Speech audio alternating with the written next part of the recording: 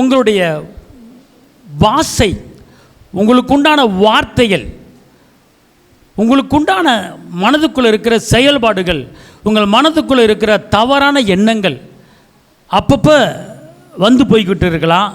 தவறான ஒரு நினைவு அப்பப்போ வந்து போய் கொண்டு இருக்கலாம். ஆனால் கர்த்தர் என்ன சொல்கிறாரு, பாஷையை, உங்கள் வார்த்தையை, உங்கள் பேச்சை நான் சுத்தமான பாஷையாக மாற பண்ணுவேன்.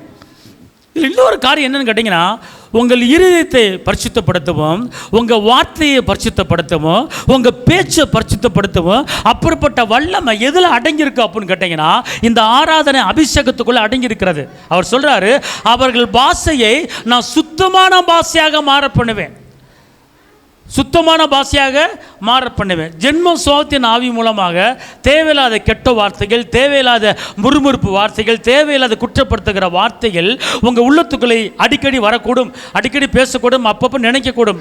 ஆனால் நீங்கள் உண்மையோடும் உத்தமத்தோடும் நீங்கள் எல்லாம் ஒருமுனப்பட்டு ஒரே இடத்துல கர்த்தரை நீங்கள் மையப்படுத்தி ஆராதிக்கும் போது கர்த்தர் சொல்கிறாரு, உனக்குள்ளே இருக்கிற நான் பழைய காரியங்களை எடுத்து போட்டுட்டு உனக்கு புதிய பாஷையை கொடுத்து, சுத்தமான பாஷையை கொடுத்து உன்னை நான் மாற பண்ண வைப்பேங்கிறாரு. இப்படிப்பட்ட காரியம் எப்போ நடக்குது அப்படின்னு கேட்டீங்கன்னா, ஆராதனையில், உண்மையான ஒரு ஆராதனை இருக்கு, பார்த்துக்கொள்ளுங்க.